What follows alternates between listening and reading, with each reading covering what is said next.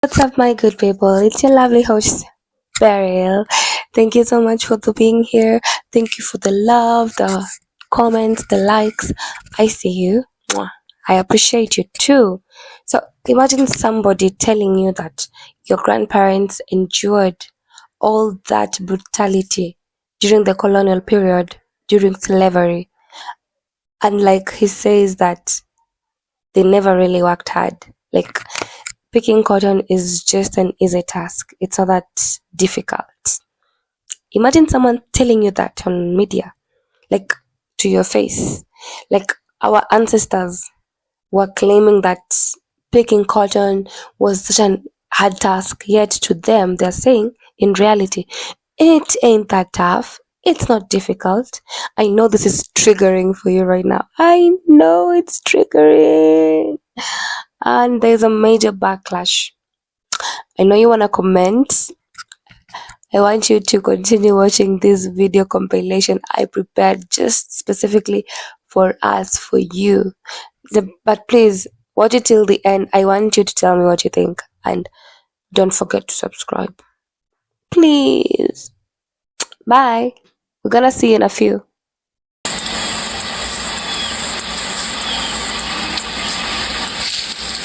Look at how easy that was. Black people did not build America, and they do not deserve reparations. Bank of America and much of the U.S. financial system were built on the profits from slavery. I know what you're thinking. What on earth is she picking cotton for? If you wanted me to be quirky, I'd say it's in my DNA. 400 years of slavery and generational trauma, and suddenly America's broke. U.S. doesn't exist without black. A black person who comes here from Nigeria or Jamaica or Brazil, they're not owed a penny from America. They chose to come here. We are talking about the people who are freedmen, the descendants of people emancipated by this country. We still know those people because you are one of those people. I am one of those people. A lot of those people here in the audience, I just told you I could break down my genealogy. My dear Nana was 101 when she died. My great-grandfather just died 3 weeks ago. He was 100. He remembers fighting alongside white veterans in World War II. He remembers coming back and seeing his white veterans get homes and lands and pensions and the door being slammed in his face. And we are going to say that America that says liberty and justice for all, that's okay, get over it, keep it moving, while we have to hear never forget for everyone else's tragedy. And as far as from where reparations will come, I need people to stop thinking it's going to come from their tax dollars. Look at all the trillions that America spends right now. We talk about inflation, the invisible tax. We have something called the PPP loans. Do we remember the PPP loans? America spent $6 trillion on PPP loans. You know what they just did? They canceled all of it. And we didn't even know. America gave the corporations, the banks alone, $29 trillion. You know what they did with that? They canceled all of it. So let's stop acting as if America is as hamstrung by debt as they want to pretend. Because when America wants to pay for something, they find a way to do it. And truth be told, the corporations, again, aren't hurting. The defense manufacturers aren't hurting. It's only Americans who are hurting. And that is a choice. We all know it's a choice. That's why we're running for office, because we know this country can do better. So I refuse to accept that this country can't do right by a people they've wronged for centuries, and I refuse to accept that any justice-minded person thinks that's the right thing to do. So, if something happened 80 years ago and the victims were mostly white or indigenous, somehow we find the money. But 400 years of slavery and generational trauma, and suddenly America's broke?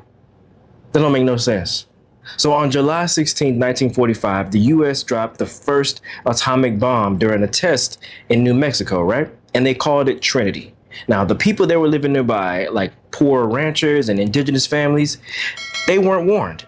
So the sky turned black, ash fell like snow, babies died, and cancer spread for generations. Like, for real. And the government said nothing. They even lied about it. Now, 80 years later, those victims are finally eligible for compensation. And it's part of the big, beautiful bill that just passed. That's right, y'all. Compensation was tucked into this tax cut bill for billionaires. And it's happening. because the government can recognize harm when it wants to. So this is not, first of all, this is not taking anything away from the people in New Mexico or the Navajo Nation, because I believe that they deserve every dollar and every bit of justice. But let's be real. Black people were enslaved for over 400 years. And after slavery ended, white slave owners got reparations. We didn't get land. We didn't get therapy. We got Jim Crow. We got mass incarceration, underfunded schools, over-policed neighborhoods. And whenever we talk about reparations, it's always, oh, it's too complicated or it's too long ago. Really? So if we're giving out checks 80 years later, explain to me again why 400 years of state-sanctioned torture doesn't qualify? The country has the money, but what it lacks is the will. But we see you, and we remember. When white people in the United States balk at the idea of paying reparations to Black Americans who descended from slaves, they disagree with the Bible. Reparations are a form of compensation or restitution made to those who have suffered injustice, particularly those in cases of racial inequality, discrimination, and slavery. The idea of paying reparations to Black Americans is not a new one. It has been a topic of discussion for decades, if not centuries. However, it has gained renewed attention and support in recent years, following the resurgence of the Black Lives Matter movement and the growing recognition of systemic racism in American society. As a Christian, I believe that reparations are not only a matter of justice and equity, but also a reflection of God's character and values. In the Bible, we see numerous examples of God's concern for the oppressed, the marginalized, and the downtrodden. From the Israelites' liberation from slavery in Egypt to the ministry of Jesus among the poor and the outcast, we see a consistent theme of God's love for those who are on the margins of society. One of the key biblical principles that underlie the idea of reparations is the concept of restitution. In the book of Leviticus, we see God commanding the Israelites to make restitution to those whom they have wronged. Leviticus 6:1-5 says, "If anyone sins and commits a breach of faith against the Lord by deceiving his neighbor in a matter of deposit or security or through robbery, or if he has oppressed his neighbor or has found something lost and lied about it, swearing falsely in any of all the things that people do and sin thereby, if he has sinned and has realized his guilt and will restore what he took by robbery when he got it by oppression or deposit that was committed to him, or the lost thing that he found, or anything about which he has sworn falsely, he shall restore in full and shall add a fifth to it and give it to him to whom it belongs on the day that he realizes his guilt." This passage emphasizes the importance of making restitution to those who have been wronged, and not just restoring what was taken, but adding to it as a form of compensation. This principle of restitution can be applied to the issue of reparations to Black Americans who have suffered centuries of enslavement, discrimination, and systemic oppression. Another biblical principle that supports the idea of reparations is the concept of Jubilee. In Leviticus 25, God commands the Israelites to observe a Jubilee every 50th year, during which all debts are forgiven, all slaves to be set free, and all property to be returned to its original owners. This was a radical idea of economic justice designed to prevent the accumulation of wealth and power in the hands of a few, and to ensure that all members of society had equal access to resources and opportunities. The idea of Jubilee can be seen as a model for reparations in that it seeks to address the root causes of inequality and oppression rather than just treating the symptoms. By forgiving debts, freeing slaves, and returning property, Jubilee seeks to create a more just and equitable society, one in which everyone has the opportunity to flourish. As a Christian, I believe paying reparations to Black Americans is only a matter of justice and equity, but also it is a reflection of God's values and character. Through the biblical principles of restitution and Jubilee, we see a model for how we can address the historical and systemic injustices that have plagued our society for far too long. While the issue of reparations is complex and contentious, I believe that as Christians, we have a responsibility to seek justice. Never fails. Black people can be somewhere minding their own black-ass business.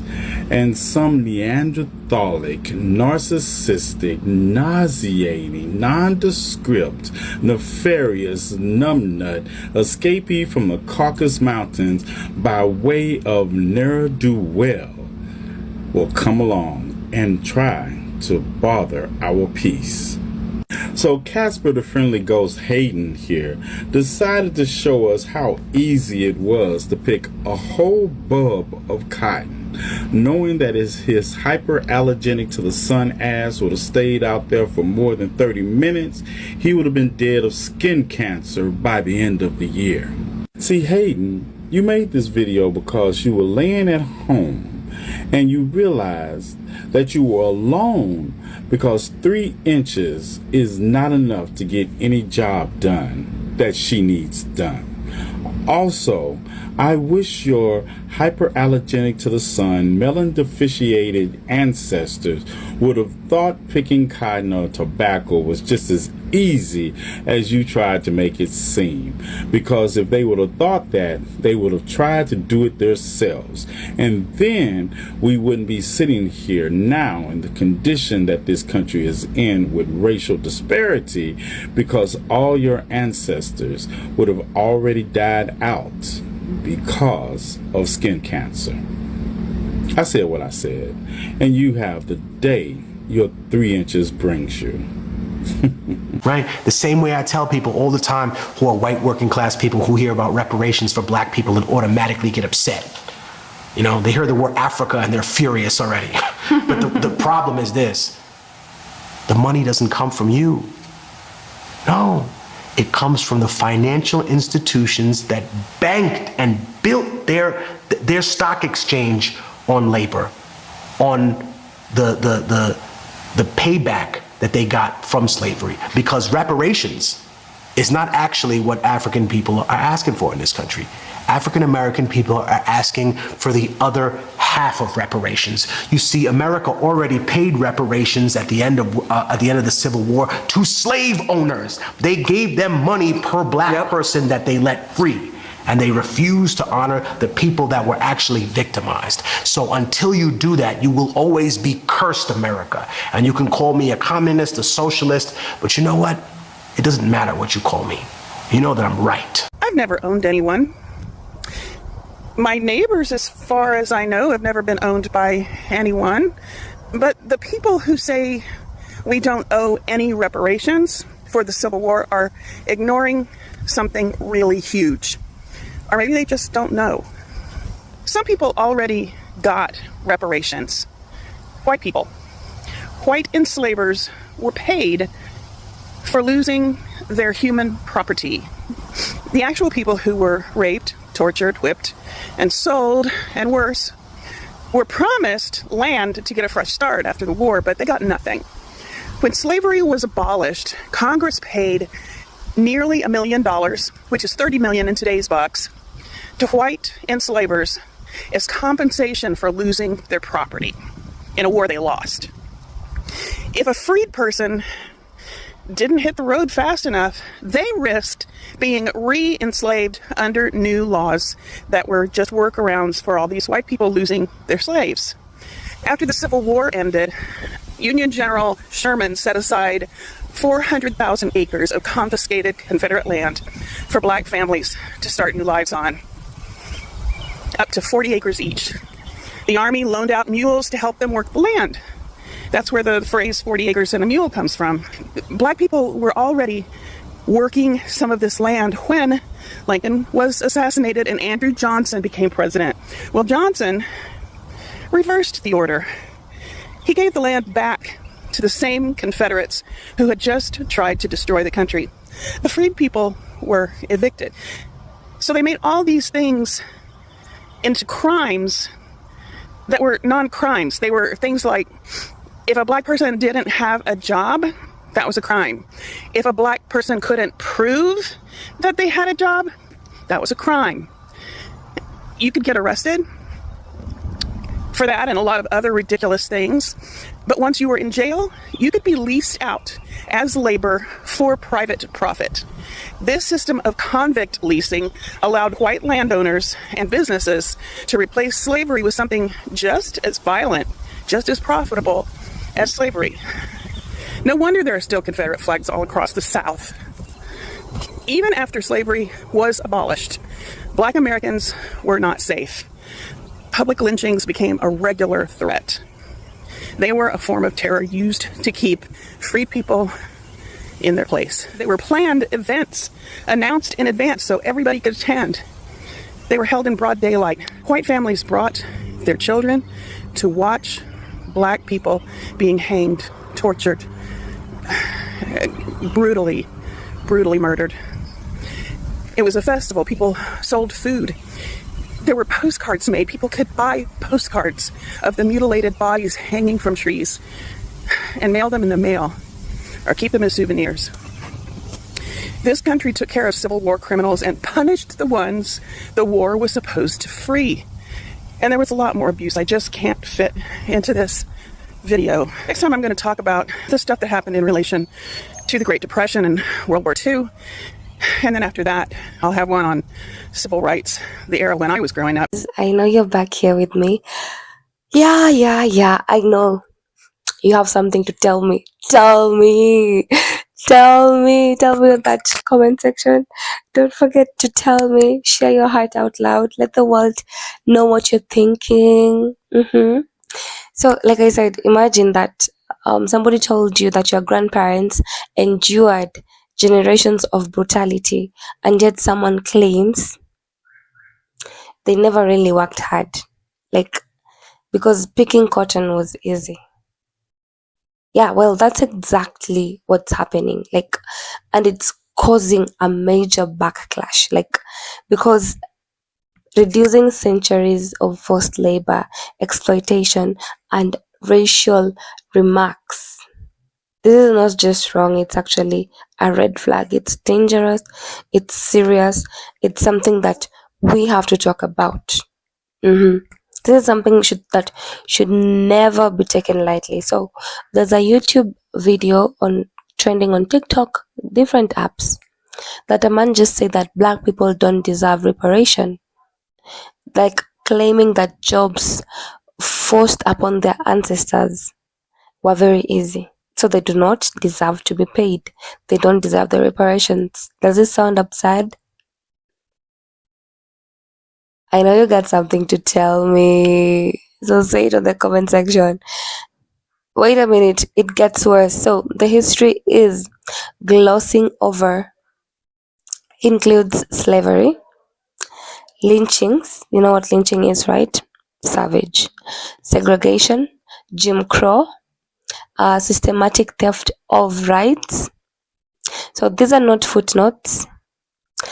These are a legacy still shaping our lives today. Like, these are things our ancestors went through for you and me to be free, for you and me to enjoy the rights that we currently have. And someone is now shouting all over, saying we do not deserve reparations, and those tasks were very simple. Remember, they are forced. We didn't wake up and decide, I want to go to America. No, they came here, took us by force, took our ancestors. Who knows, maybe I have a relative there by generation by just taking a DNA test and all. Yeah. So here's what history is actually showing. Enslaved Africans were kidnapped. Remember, they were kidnapped. They were banned from reading and writing.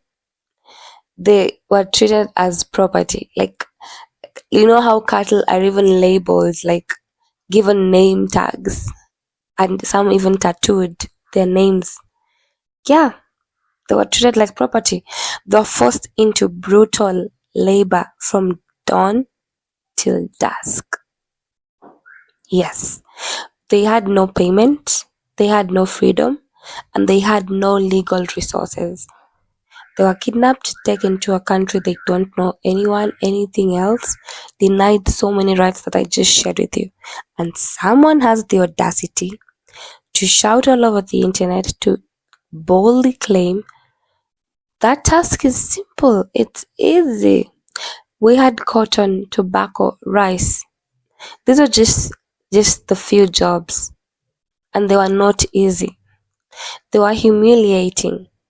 They were violent. They were life-threatening and utterly exploitative. And the effects actually are lingering. Like, we have generational poverty. We have denied access to land, to credit, to education, to housing discrimination. All of those things carried forward.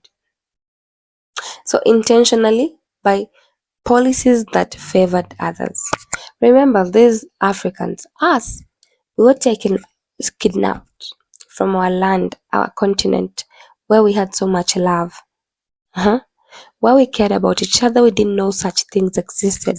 Then someone comes, takes us, kidnaps us, takes you to a country, don't know anything, and starts saying, like, you deserve that. It's just an easy thing. It's a normal thing. Like, where the heck is this person? Like, are you mad? Are you crazy? It just pinches me a lot. So unsurprisingly, like, people are now furious. It's also like people have to be furious. Like, social media has erupted. It has exploded. Historians are calling out the ignorance, not only historians, but literally everybody. Activists are demanding accountability. We do.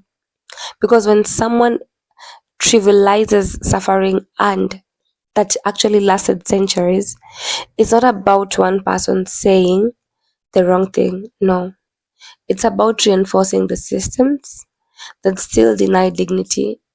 Remember the dignity, equity, and the reparations. Like, we need that. You made our ancestors go through much shame. So why does it matter right now? I know you might be asking yourself, like, ancestors are dead, they're the ones who went through it. Because, guys, reparations is not just about money. They're just about acknowledgement, justice, and healing. It doesn't have to be about money. They just have to acknowledge. And can a society heal if it refuses to, like, face its past history? It can never. Yeah, we are stuck with that pain, I guess. I don't see them owning up to this. And can also, like, wounds close if insults are passed off as casual options? Can wounds close if you're getting insults? But they carry weight of a legacy. Those insults, don't take them lightly.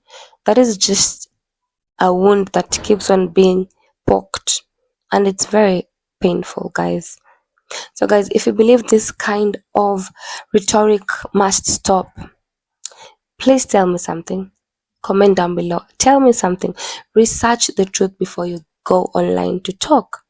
Like, lift up voices, those you might not otherwise hear. Use that well. Share stories that actually break silence, like I'm sharing with you. Demand those in power to reckon with history, not just gloss over it. Okay? Yes. Because it's easy not to, like, but, like, saying the word, like, easy is not a word that belongs in the same sentence with slavery. Easy is not something that you can put in the same sentence with slavery. Cotton slavery. No. You even took an example out loud to post it all over the social media. That's not something to do. Like, it has never happened. And if we don't call out these lies, they become the new history. We have to stop it now before Gen Alphas and the rest think that it's true. It's an easy thing. So this backlash isn't just about one person's words. No, it's a fight for the truth, for respect, for dignity, for equality that they stole and never properly returned. And as long as the voices rise, the hope will grow. Yeah, that's all I had for you today. Please, my lovely subscribers, thank you for being here. If you're new here, hit that subscribe button. Okay then, see you guys till next time. Mwah.